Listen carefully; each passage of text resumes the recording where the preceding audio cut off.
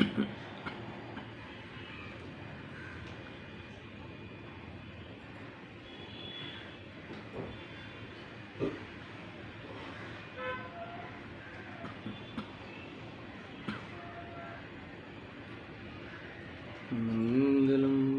भगवान वीरो मंगलम गौतम मंगलम कुंदारी जैन धर्मस्तु मंगलम सर्वमंगल मांगल्यम सर्वकल्याणकारकं प्रधानं शरधिर्मां जैनं जयतु संशयम्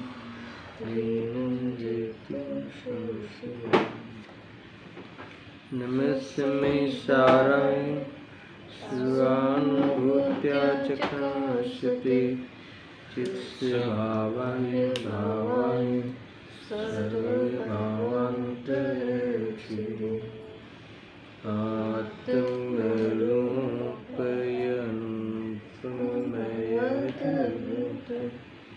यानि लखे भवसिन्धुतरो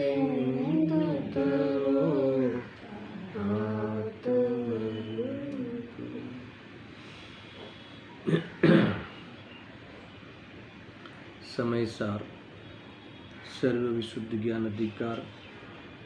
इस अधिकार की 308 से लेके 311 इन 4 गाथाओं पर स्वाध्याय हो रहा है। इसमें टीका हमने प्रारंभ की। टीका की प्रथम पंक्ति हमने कल स्वाध्याय में इस पर विचार किया था, वहीं से वापस पुनः देखते हैं। देखो क्या कह रहे हैं आचार्य देव कि प्रथम तो जीव क्रम नियमित ऐसे अपने परिणामों से उत्पन्न होता हुआ जीव ही है, अजीव नहीं। कुल मिला के ये जो कथन है, ये जो वास्तव में सिद्धांत है, वह आत्मा के अकर्ता स्वभाव को बताने वाला है। कुल मिला के आत्मा परद्रव्यों का कर्ता नहीं है और भोक्ता भी नहीं है, क्योंकि आत्मा का स्वभाव पर का कर्ता भोक्ता अर्थात पर के कार्य का करने का स्वभाव नहीं है। और इस बात को प्रूव करने के लिए, इसकी सिद्धि करने के लिए आचार्य अमृतचंद्रदेव ने ये गाथाएं, ये टीका लिखी है। फिर इसमें क्या बात आई? प्रथम तो जीव क्रम नियमित ऐसे अपने परिणामों से उत्पन्न होता हुआ जीव ही है। तो कल मैंने बताया था कि गुरुदेव श्री ये परिणाम शब्द है, वहाँ तक पहुँचने से पहले वो क्रम नियमित शब्द में ही रीझे वहीं अटके और उसी का खुलासा किया। प्रवचन का बहुभाग इसी विषय को लेकर कहा है। इसके बाद सारा विषय तो क्लियर किया ही है, कर्ता किस प्रकार से है वो बात तो सिद्ध की है। मगर क्रम नियमित एक ऐसा एजेंडा है, क्रम नियमित एक ऐसी विशेषता है कि जो द्रव्य के अपना परद्रव्य के जो कर्ता बने का जो दोष है वो दोष मिटाने वाला है। ऐसा है।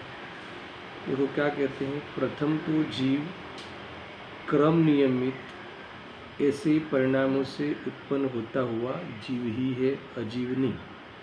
तो मैंने कल क्रम नियमित शब्द का भावासन कराने के लिए उस परिणामों की जो 4 प्रकार की विशेषताएं हैं, अथवा क्रमबद्ध का भावासन कराने के लिए 4 प्रकार की विशेषताओं पे विशेष स्वाध्याय हुआ था। वो कौन सी थी 4 विशेषताएं? यानी वस्तु की परिणमन की जो 4 विशेषताएं है वो कौन सी है?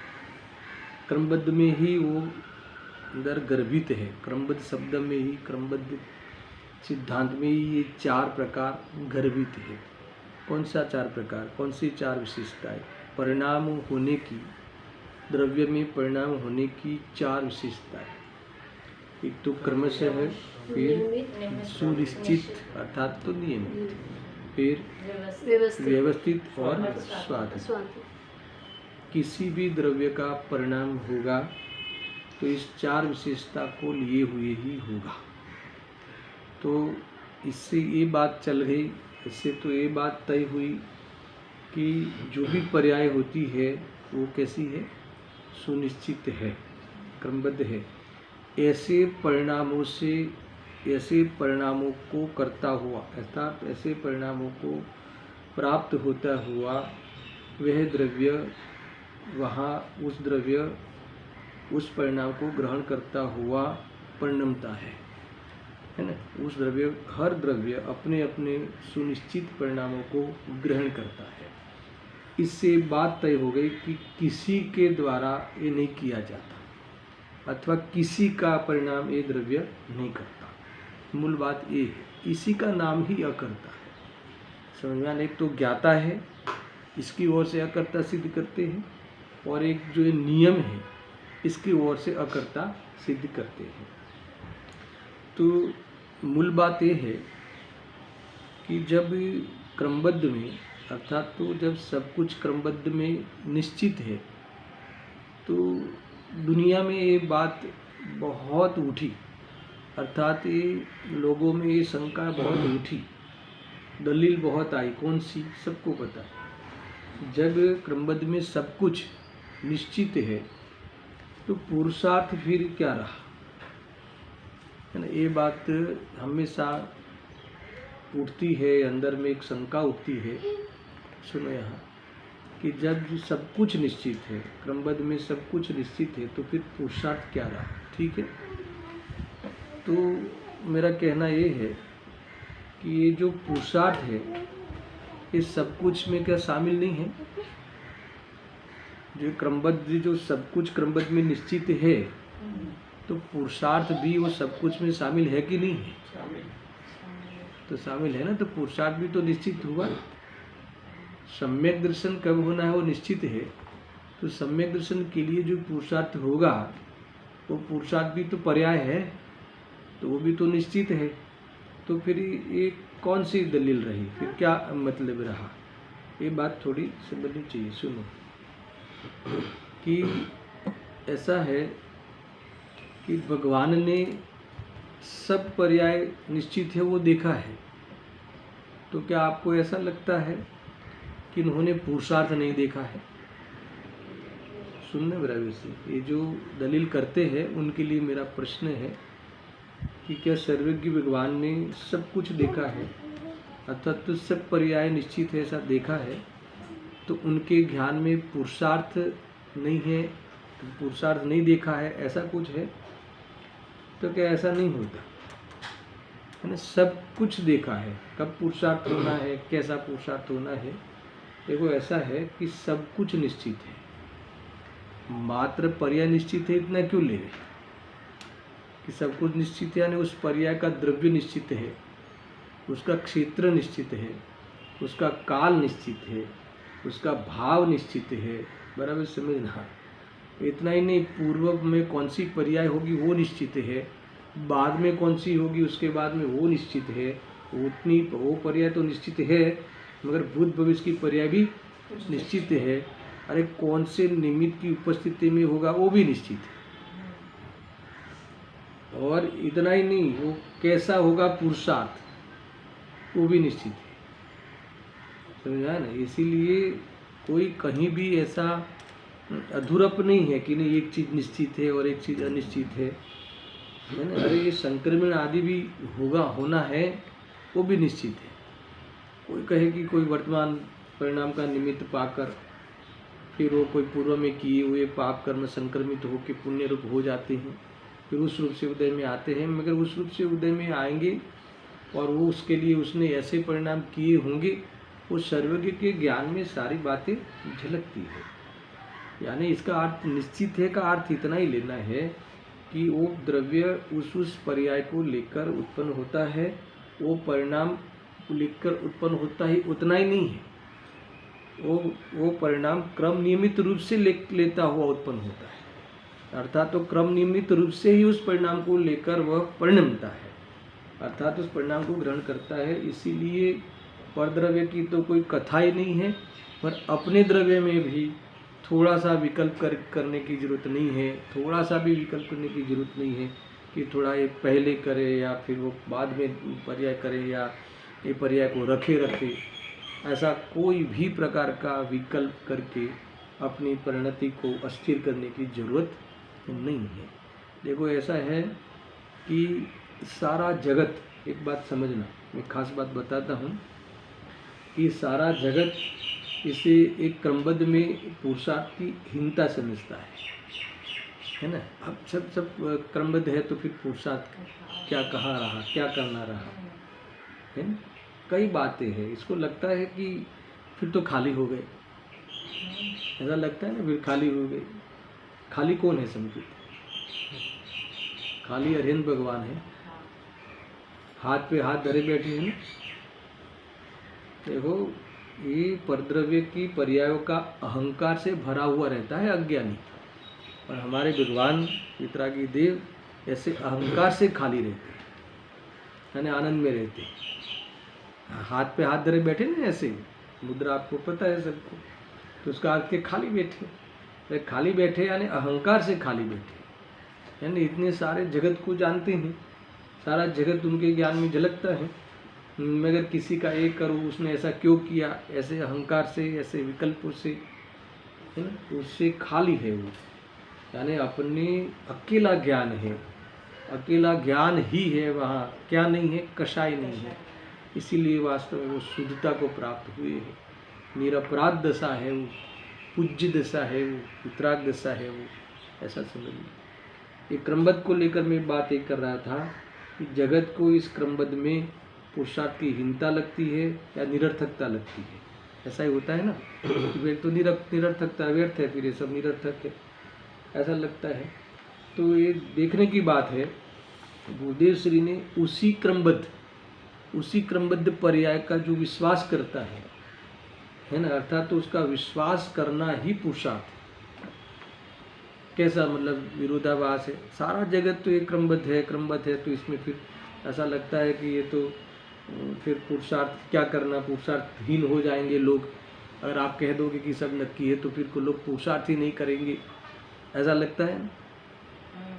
या फिर पुरुषार्थ करने की व्यर्थता लगती है कि फिर पुरुषार्थ तो व्यर्थ है सभी करना।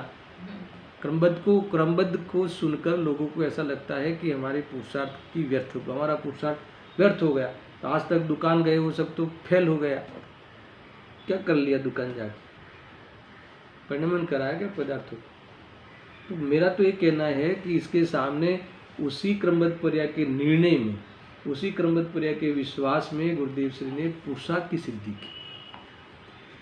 कितनी बड़ी बात है, अगर ये बात तुम्हारे हृदय में जच जाए तो आज काम हो जाए।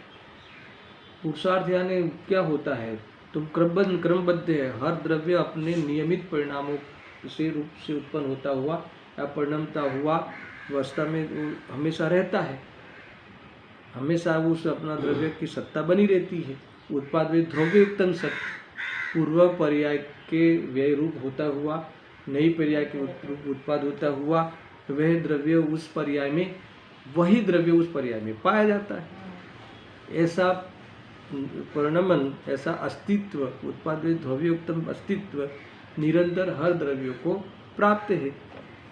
तो जब ऐसा पता चले और ऐसा विश्वास हो जावे, है ना, ऐसा निर्णय हो जावे, तो ऐसा निर्णय होना बहुत बड़ा वीर्य है, ऐसा निर्णय होना ही बहुत बड़ा बल है।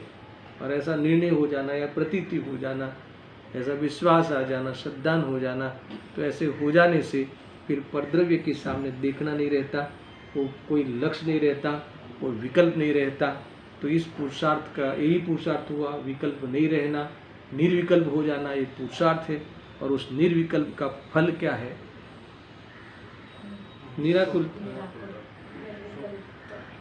कैसी बात है, देखो तुम्हें ऐसा लगता हो कि ये बहुत दिन हो गया लॉकडाउन में, तो थोड़ा घूमने जाते हैं, तो फ्रेश हो जाएंगे। ये कहते हैं कि निर्विकल्प हो जाओगे तो फ्रेश हो जाओगे।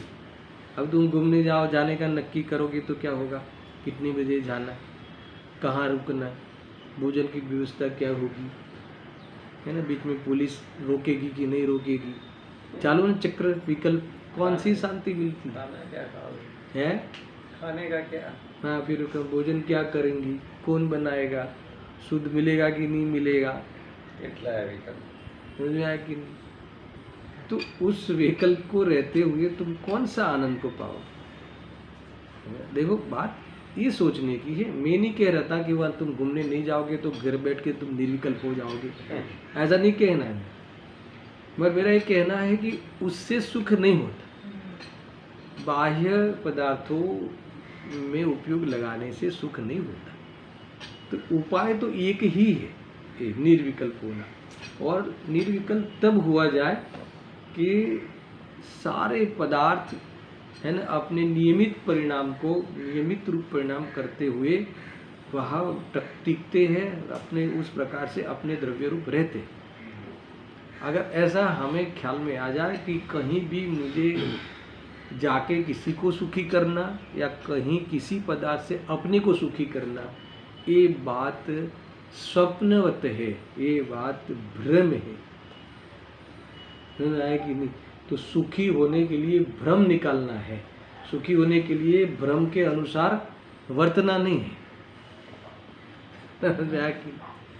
कैसी बात है, देखो। तो ये मैं बता रहा था कि गुरुदेव श्री ने उसी क्रमबद्ध पर्याय के निर्णय में, उसी क्रमबद्ध पर्याय के विश्वास में पुरुषार्थ की सिद्धि की। वही तो पुरुषार्थ है। तुम नक्की करो, जैसी है वैसी वस्तु, जैसा है पर्याय का स्वरूप, ऐसा नक्की करो। तो देखो, इसमें कितनी बात आती है कि इसमें नक्की करने में सर्वज्ञता का आधार लिया जाता है। अगर तुम क्रमबद्ध का निर्णय करोगे तो उसको सर्वज्ञ भगवान का विश्वास है। अगर तुम्हें क्रमबद्ध का निर्णय नहीं है, इसका अर्थ है कि तुम्हें सर्वज्ञ भगवान अर्थात उस सर्वज्ञता का निर्णय नहीं है। हम तो हर रोज मंदिर जाते हो क्या? जाते हो, हर रोज पूजा पढ़ते हो, हर रोज भगवान का नाम लेते हो, हर रोज, है ना, हरिहर भगवान सर्वज्ञ है, वितरागी है, ऐसा हम सोचते हैं, समझते हैं, इस प्रकार से विचार करते हैं। तो सर्वज्ञ है भगवान, अर्थात तो भगवान को सर्वज्ञता प्रकट हुई है, उसका क्या अर्थ है? कोई बताएगा? कोई बताएगा? अगर तुम्हें सर्वज्ञता का महिमा हो, सर्वज्ञ भगवान की महिमा हो, तो उस महिमा क्यों है? सब जानते हैं इसीलिए। अरे सर्वज्ञता से क्रमबद्ध की सिद्धि होती है, इसीलिए। क्या है सर्वज्ञता? क्या है? भगवान के सर्वज्ञता में, सर्वज्ञपना में, तीन लोक के अथवा लोकालोक के सर्व पदार्थों की त्रिकालवर्ती पर्याय सहित जानना होता है। अब त्रिकालवर्ती पर्याय को जानना होता है, इसका अर्थ क्या हुआ? तुम कल क्या करने वाले हो, परसों क्या करने वाले हो, अरे अनंत काल तक क्या करने वाले हो, ये किसी के ज्ञान में झलके, तो इससे ये सिद्ध होता है कि सब निश्चित है। अगर तुम्हें ये सब निश्चित है, ये तुम्हें नहीं बैठता है, तो तुम्हें सर्वज्ञता का निर्णय नहीं है।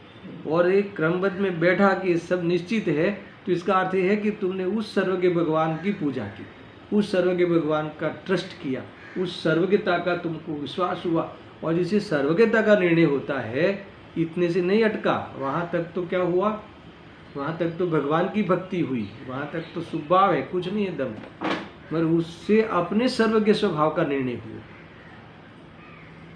नहीं समझ में आया कि भाई सर्वज्ञता का निर्णय हुआ, तो सर्वज्ञता का निर्णय हुआ तो उतना ही हुआ कि ये सर्वज्ञता आई कहाँ से, किसमें से आती है? तो क्या आत्मा का शुद्ध परिणाम है, आत्मा का परिपूर्ण परिणाम है। और मैं आत्मा हूँ, तो मैं सर्वज्ञ स्वभावी हूँ। अगर मैं सर्वज्ञ स्वभावी हूँ, इसका अर्थ क्या? मैं सर्वज्ञ स्वभावी हूँ, इसका अर्थ कि मैं करता नहीं हूँ, मैं ज्ञाता हूँ। जब मैं सर्वज्ञ स्वभावी हूँ, यानी सबको जानता हूँ, मगर करता नहीं हूँ। सबको जानने का स्वभाव तो है, पर किसी का करने का स्वभाव नहीं है। ऐसे अपने जानने के स्वभाव की ओर से अकर्तापना, अर्थात तो निर्विकल्पना, करता है ना, निर्विकल्पना, पर के कर्तापने का जो दोष था, कर्तापने का जो भ्रम था वो निकल गया। तो ये क्या हुआ, ये पुरुषार्थ हुआ कि नहीं हुआ? पुरुषार्थ में क्या हुआ? अपना निर्णय हुआ, अपनी दृष्टि हुई, स्वभाव की दृष्टि हुई, स्वभाव का परिचय हुआ। तो क्रमबद्ध इसने ही मानी है कि जिसके स्वभाव पे दृष्टि जाए, अतः स्वभाव पे दृष्टि जाते ही क्रमबद्ध का निर्णय होता है, तो क्रमबद्ध का निर्णय सही नहीं होता। आगम के आश्रय से मात्र थियरिकल तुमने निर्णय शायद हाँ कर दी हो, मगर प्रैक्टिकल निर्णय, प्रयोगात्मक निर्णय तो, क्योंकि देखो जब सब नक्की है उसका अर्थ के आनंद करो, सब नक्की है उसका अर्थ के निर्विकल्प रहो। तो निर्विकल्प रहने की बात आई तो वस्तु निर्विकल्प है और तुम निर्विकल्प हो गए, इसका अर्थ ये हुआ कि तुमने किसी पदार्थ की पर्याय में हस्तक्षेप करने की बुद्धि मिट गई। किसी भी पदार्थ की पर्याय को तुमने हस्तक्षेप करने का विकल्प नहीं रहा, अर्थात तो अपनी पर्याय में कोई आके हस्तक्षेप करे ऐसा कोई अज्ञान नहीं रहा। तो बताओ अज्ञान मिटा कि नहीं मिटा? तो अज्ञान मिटना अर्थात ज्ञान का अनुभव होना, ज्ञाय का परिचय होना, ज्ञाय की प्रतीति होना, मस्त में रहना, मस्ती में रहना, इसका नाम है द्रव्य दृष्टि। ये सारी बातें मैंने अभी ऊपर छल्ली कही है, मैं गुरुदेव जी के प्रवचन से बहुत विस्तार करके पढ़ने वाला हूँ। आखिर ऐसा है, कितनी जबरदस्त बात है भाई। देखो ये एक परमाणु मात्र भी जो भी पर्याय को प्राप्त होता है, उस पर्याय रूप प्राप्त वो स्वयं और प्राप्त पर्याय को प्राप्त होता है, वहाँ तक नहीं रुके आचार्य। मुझे तो इसलिए महिमा आती है कि पर्याय रूप तो होता है मगर नियमित पर्याय रूप होता है। ये बात आई ना, नियमित क्रमबद्ध ऐसे अपने, कितनी बात हुई, नियमित ऐसे अपने परिणाम रूप होता हुआ उत्पन्न होता है, उत्पन्न होता हुआ जीव ही है। एक परमाणु हो तो परमाणु ही है, दोनों में लगाएंगे, सब में लगाएंगे। पहले इतना इसको क्लियर करते हैं, कितनी बड़ी बात है। देखो मैं पढ़ता हूँ फिर से। प्रथम तो जीव क्रम नियमित क्रमबद्ध ऐसे अपने परिणामों से उत्पन्न होता हुआ, जीव क्या करता है? अपने परिणामों से उत्पन्न होता हुआ, परिणमता हुआ, उत्पन्न होता है ना, परिणमता हुआ, उत्पन्न होता हुआ। कैसे परिणामों से? किसके परिणामों से? अजीव के, है ना, किसके? शरीर के, शरीर के परिणामों से उत्पन्न होता हुआ। जीव अपने परिणामों से उत्पन्न होता हुआ। कैसे परिणामों से उत्पन्न होता हुआ? क्रमबद्ध नियमित परिणामों से उत्पन्न होता हुआ। क्या है, क्या लिखा?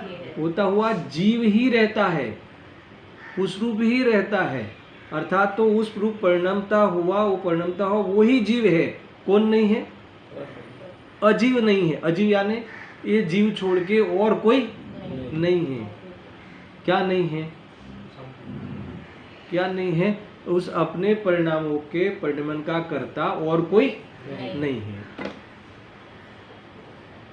कोई ऐसा कहे कि ठीक है मैं तो जीव हूँ, सुनना बराबर से, मैं तो जीव हूँ, तो मेरे में तो ज्ञान भी है, तो अपने सूझबूझ है, बुद्धि है, तो अपने परिणामों को कर लेता हूँ। मेरे अजीब अजीब, ये तो बेचारा सेंसलेस है, तो उसके परिणामों के लिए तो मुझे कुछ मेरा दायित्व बनता कि नहीं बनता?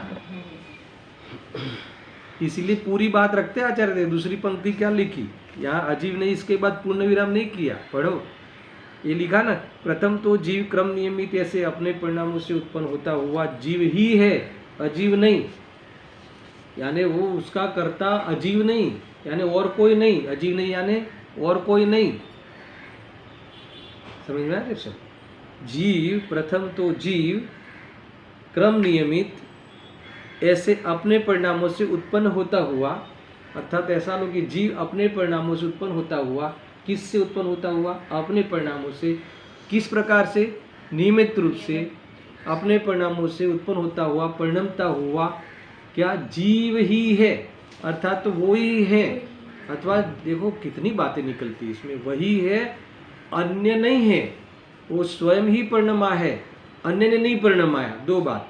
तीसरी बात, वो किसी भी पर्याय रूप परिणमे, अपनी अशुद्ध या शुद्ध राग आदि रूप अथवा संयोग रूप परिणमे, फिर भी वह जीव ही है, जीव यानी वो ही रहता है, अन्य रूप नहीं हो जाता। कितनी बातें आई।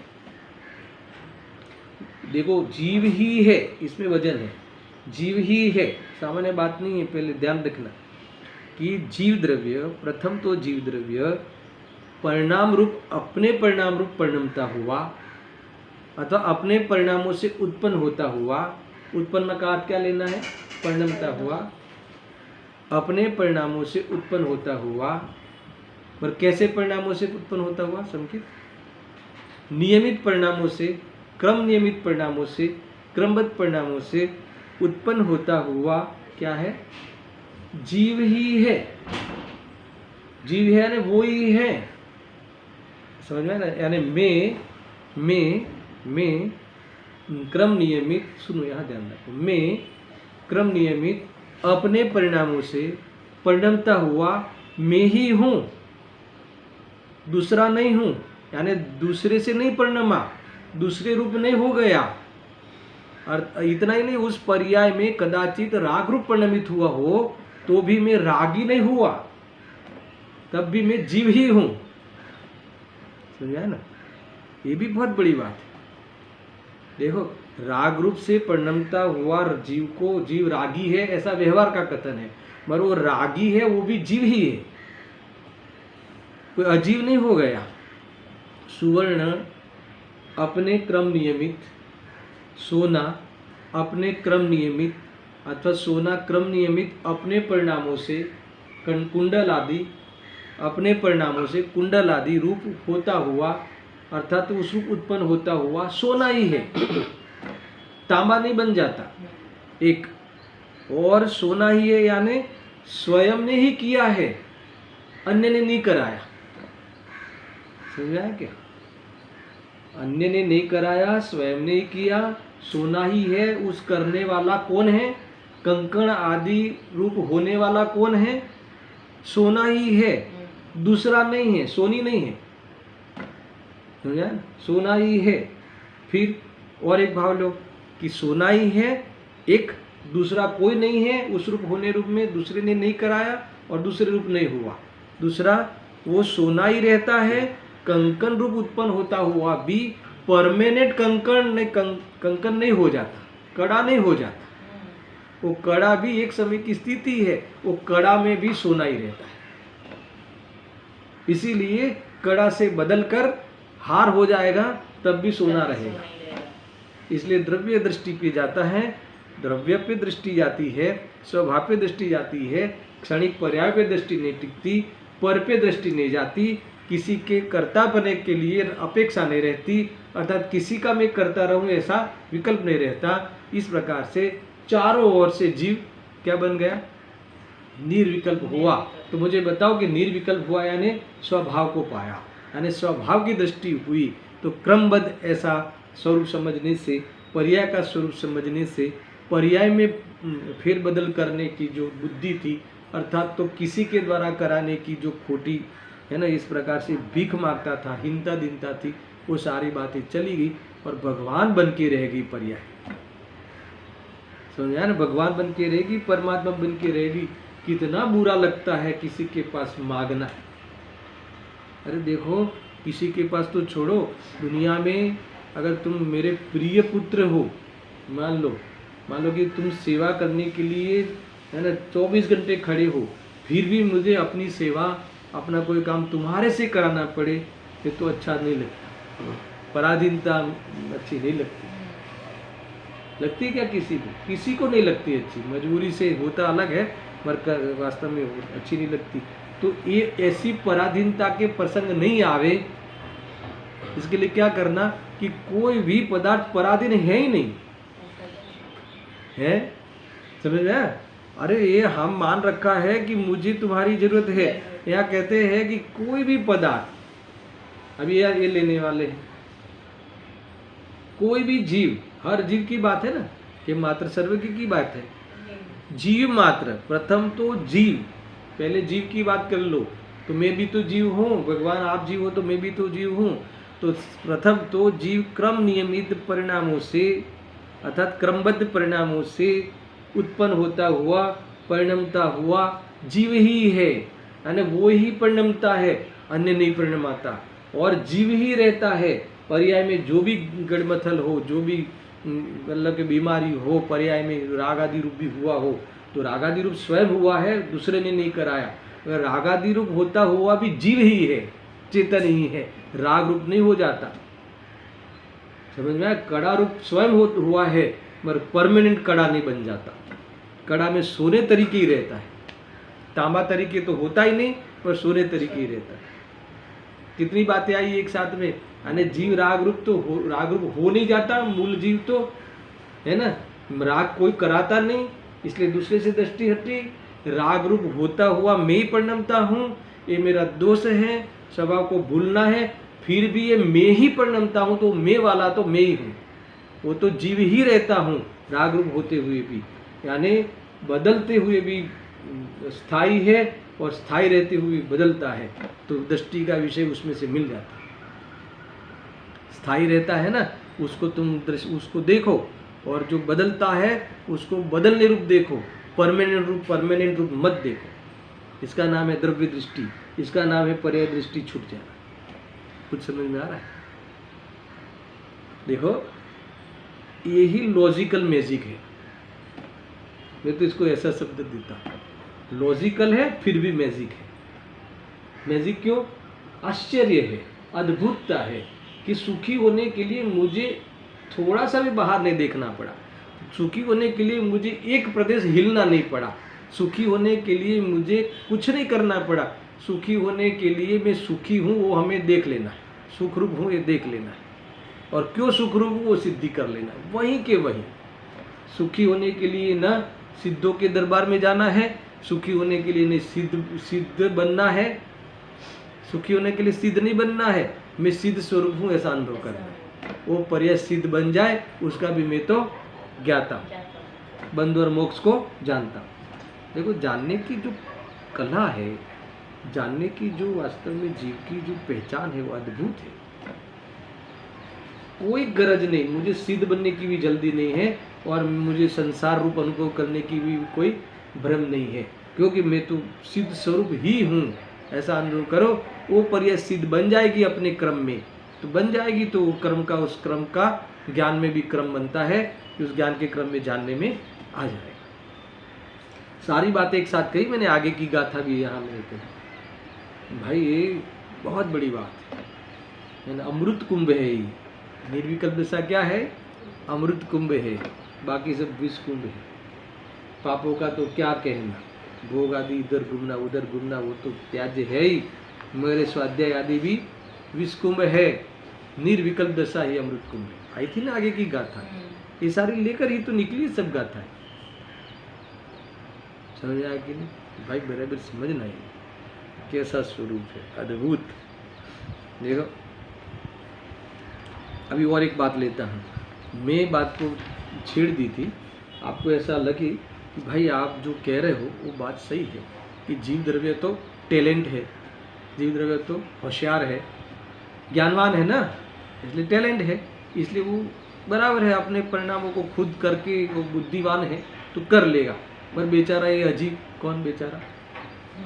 ये अजीब यानी शरीर, उसका तो देखभाल करना कि नहीं करना, उसका तो करना कि नहीं करना है ना। देखो, ये परिणमन करने के लिए जानना जरूरी नहीं है, जो जानता है वही परिणमन करता, ऐसा नहीं। ये तो आत्मा में जीव में एक विशेष बात हुई कि परिणमता भी है और जानता भी है, अन्य रूप परिणमता भी है और जानता भी है। पर अन्य द्रव्य में ये बात, एक खासियत नहीं है कि जानता है मगर परिणमता तो है। क्यों? क्योंकि वो भी एक द्रव्य है, और जो द्रव्य होते हैं वो द्रव्य के परिणमन का नियम भी वही लागू होता है, क्योंकि ये परिणमन का नियम है, ये कोई जीव का मात्र जीव का नियम नहीं है। जो द्रव्य है उसके परिणमन का नियम है। कैसा नियम है?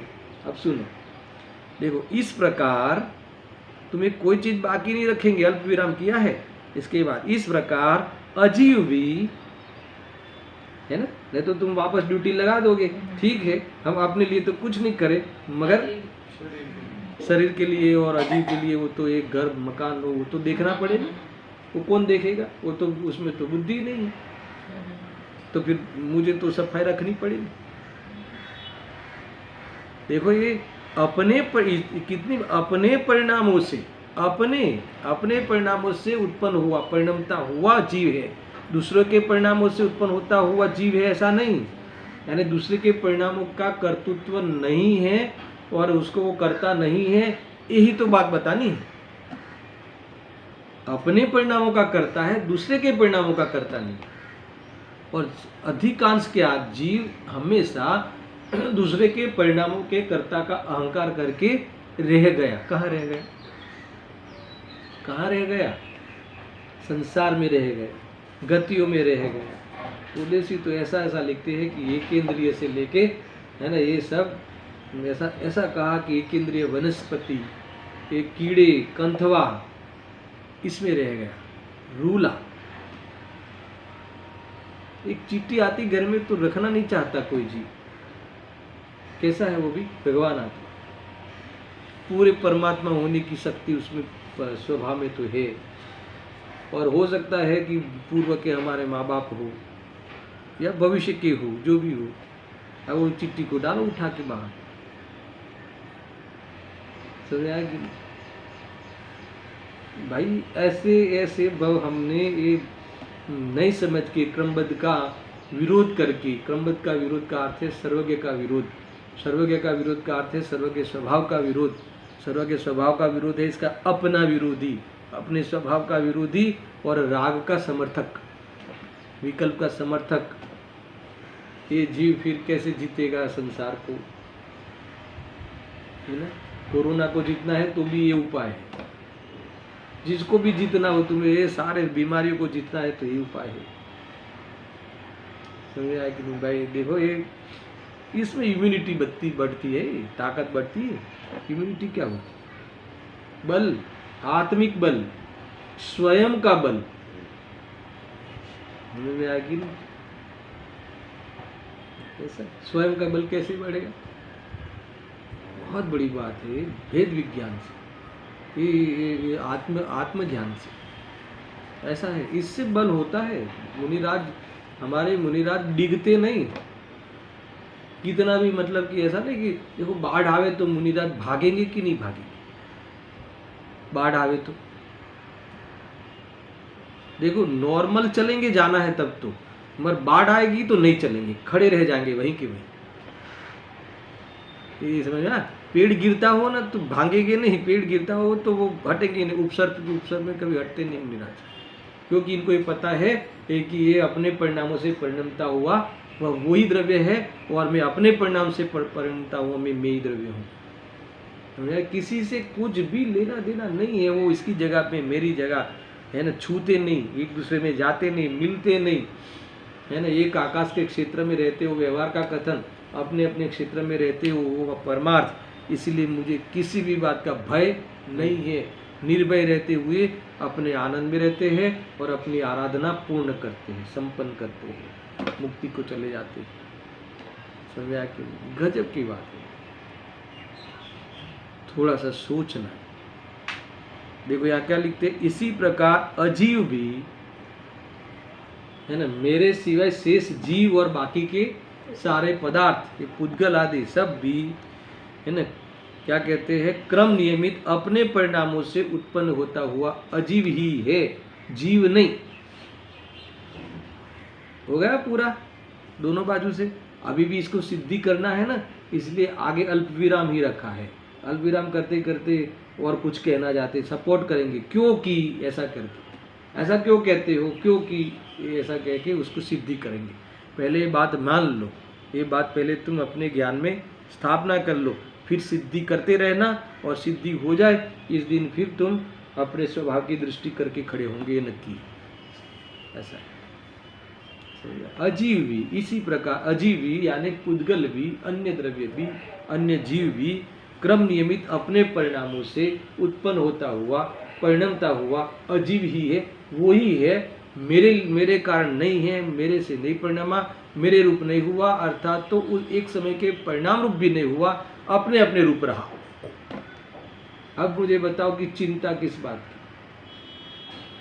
सोना कभी पित्तल नहीं हो जाता, कितना रखे रखे पित्तल के साथ सोना तो पित्तल हो जाएगा, कितना रखे रखे। अच्छा, पित्तल के पिंड में सोने के पिंड को मिला दो यानी इतना एक दूसरे में घुल मिल जाए, ऐसा एक ऐसा कोई प्रकार अर्थात तो एक आकार बनाओ उस वस्तु का, तो भी वो सोना और पित्तल वहाँ एक नहीं होते। और सोना का कार्य स्वयं वो सुवर्ण अपने ही परिणाम से उत्पन्न होता हुआ सोना ही है, पित्तल नहीं। अजीब अजीब में भी क्या गजब है। हमें तो देखो निमित्त निमित्त ऐसा है ना, हमें निमित्त निमित्त इतने हावी हो गए हैं कि उपादान रूप से समझ के वास्तव में उस पदार्थ के हम फ्रेंड हो गए यानी उस पदार्थ के स्वामी हो गए, निमित्त निमित्त ही। अच्छे जल से शरीर टिकता है, फल से टिकता है ना, अच्छे जूस आदि से शरीर टिकता है। तो कहता है कि अपने परिणामों से उत्पन्न होता हुआ वो जो फल है वो अपने परिणाम से उस पुद्गल अपने परिणाम कौन से फल रूप परिणाम से उत्पन्न होता हुआ वह पुद्गल ही है, अर्थात वो ही पुद्गल है, दूसरा नहीं। तो वो फिर शरीर में जाके शरीर को टिकाएगा। तो देखो ये सारा निमित्त निमित्तिक है।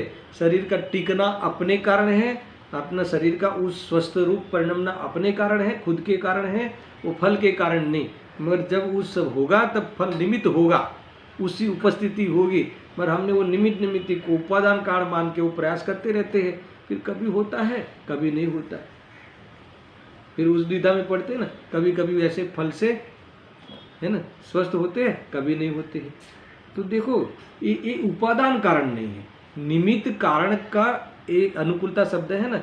जब सामने में ऐसा कार्य हो कि इसने किया ऐसा कह सके, ऐसा अनुकूलता लगे, तब उसको निमित्त कारण कहते हैं। इसकी उपस्थिति मात्र, समझा ना। तो देखो ऐसा नहीं है कि स्वस्थ ही होंगे, अस्वस्थ होंगे तब भी वो निमित्त कहलाएगा। तो अस्वस्थ में अस्वस्थता का आरोप आएगा उसी फल पे।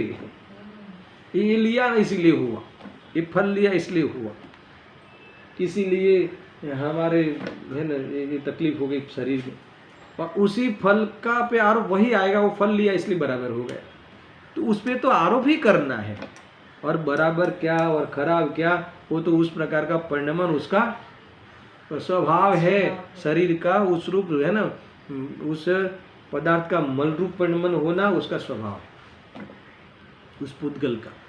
इसीलिए देखो इतनी बारीकी है वस्तु के स्वरूप में। अगर तुम्हें वो भिन्नता भाषित हो जाए है ना, तुम्हें पदार्थ हो के दो पदार्थ जब भिन्न हुए तो कर्ता कर्म एकत्व ममत्व कर्तृत्व भोक्तृत्व सारी खोटी बुद्धि समाप्त हो जाए। इसलिए पहले भिन्नता का भाषण होना, तो फिर कर्तृत्व की बात ही सिद्ध नहीं होती।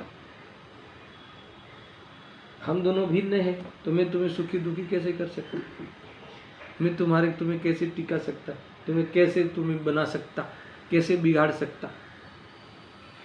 तो ये सारी दुनिया तो सारा जगत तो ये अज्ञान को लेकर जल रहा है। किस में जल रहा है? कषाय में जल रहा है, द्वेष में जल रहा है, क्लेश में जल रहा है, या राग में जल रहा है। राग में भी जलना होता है, राग भी कषाय। पूरे दिन भर मेरे बेटे को ऐसा होगा, ये मेरा बेटा इसको अच्छा हो गया, तो ये राग में क्या है? राग है तो राग से जलते रहता है। अशांति है ना, वितरागता के सिवाय कोई उपाय नहीं है। और वितराग तब होगा है ना कि जो पदार्थों का एकत्वपना, अपने अपने द्रव्य गुण पर्याय रूप में एकत्वपना जो है, ये जब तक समझ में नहीं आएगा, एकत्वगत निश्चय सर्वत्र सुंदर लोकमा, ऐसी जब बात समझ में नहीं आएगी तब तक ये विखवाद करेगा। इसने बिगाड़ा, इसने जलाया, इसने सुधारा, करते रहो हिसाब किताब पर के साथ करते रहो। ये भव कम पड़ जाए तो अगले भव में भी करते रहो, फिर मिलेंगे हिसाब किताब के लिए। बाकी रह गया होगा तो फिर मिलेंगे। नहीं समझ रहा है? अच्छा है क्या मिलना, हिसाब किताब करना एक दूसरे के साथ बार बार। देखो ये बहुत बड़ी बातें हैं, आपको एक थोड़ा ख्याल में आना चाहिए। वास्तव में ये कैसा है, कैसा मैजिक है? Logical magic. हवा में नहीं है ये बात, करके देखो। देखो सिद्धांत एक है ना कि इस 100 बार में 99 बार काम हो, और एक बार नहीं हो तो ये फिर सिद्धांत में नहीं घटता। मतलब तुमने कोई काम करने में तुमने अपना उपयोग लगाया या मान्यता रखी, बन रखा कि नहीं मैं ही बनाता हूँ, मैं ही प्रोडक्शन करता हूँ, मैं ही संभालता हूँ, बराबर। अब 99 बार मान लो कि तुम्हारी इच्छा हुई और सामने ऐसा काम हुआ, पर एक बार नहीं हुआ तो क्यों नहीं हुआ? मैं ये कहता हूँ एक्चुअली 99 बार नहीं होता, यहाँ तो ऐसा है, फिर भी आशा रखता है कि एक बार हो जाएगा। पर मैं उल्टी बात बताता हूँ कि 99 बार हो जाए। 99 बार बेटा अपना माने, मगर एक बार नहीं माने तो एक बार नहीं माना तो 99 बार भी नहीं माना था, ये तुम्हें ख्याल में आना चाहिए। तो क्या था? तो क्या भ्रम था। कि नहीं? देखो, ये कर्ता कर्म का अज्ञान मिटाए बिना ये शांति को प्राप्त नहीं होगा, स्थिरता को प्राप्त नहीं होगा। सारी दुनिया, सारा झगड़ा तुमने किया नहीं किया, ये करता ही नहीं है, ये तो आता ही नहीं है, ये तो काम करता ही नहीं है। अच्छा, तो कौन करता है? मैं ही करता है ना। झगड़े तो इसी बात के हैं, पर ये तुम समझ लो तो फिर बात खत्म, समाप्त होगी। सब दुनिया में यही है ना, देरानी जेठानी हो, दो भाई है, दो पार्टनर है, दो ट्रस्टी है, दो जो भी है, सिपाही है, जो भी है, दो नेता है, एक या एक से ज़्यादा जमा हुए तो फिर वो किस बात को लेके झगड़ते? सारी चैनल खोल के देख लो, इसने किया, उसने नहीं किया, इसने इसके कारण कोरोना बढ़ा, इसके कारण कोरोना घटा, ये ऐसा करते, वो ऐसा करते। तो ये क्या है? अब ये कर्ता कर्म की बात उतरे है ना। अभी वो सब हुए थे ना, सब गुरु नेता है, सब जैनों के, सब अलग अलग संप्रदाय, जैन में भी अलग वाड़े हैं ना, तो सब जमा होके तो आपने बता रहे थे ना, भी तुमने ये सब लड़ रहे थे। किसके कारण हुआ? क्या किसके कारण हुआ? अपने अपने कारण ही, अपना उस कार्य का कारण स्वयं ही होता है और कोई नहीं होता। ये जैन धर्म का ये वास्तव में सबसे बड़ा न्याय अथवा वस्तु का न्याय जैन धर्म बताता है। इतनी ये सब बातें हुई। अब एक 2.5 पंक्ति मैंने लगभग 3 पंक्ति चलाई है, और इस 3 पंक्ति के पीछे तुरंत ब्रेक लेके इस 3 पंक्ति के बारे में गुरुदेव जी ने क्या कहा है, इस 3 पंक्ति को लेकर क्या कहा है, वहीं से मैं कल पहले प्रवचन पढ़ूंगा। इस यहाँ ही अटक गए। यहाँ एक्चुअली क्रमबद्ध पर्याय इस गाथा का विषय नहीं है। इस गाथा का मूल विषय है आत्मा अकर्ता है, पर अकर्ता सिद्धि करने के लिए क्रमबद्ध को ले आए, क्योंकि उस जो कार्य होता है हर द्रव्य में, वो इस प्रकार से क्रम नियमित रूप से परिणमता हुआ, वही द्रव्य परिणमता है। तो ये क्रम नियमित ले आए, तो इसको क्रमबद्ध पर्याय पे रुक गए गुरुदेव जी, रिझ गए, और उनकी इतनी चर्चा की है इस पुरुषार्थ को लेकर ये सब, तो वो सब अपन पहले पढ़ेंगे। इसके बाद गाथा का जो विषय आगे है वो मिलाएंगे। और आचार्य अमृतचंद्र देव ने जो, अर्थात कुंकुम देव ने जो बात कही है कि आत्मा तो वह करता है, वो स्पष्ट करना है हमें। इसके लिए आगे कल गुरुदेव जी का प्रवचन आप पढ़ के आना, आनंद आएगा। सहजानंदी शुद्ध स्वरूपी अविनाशी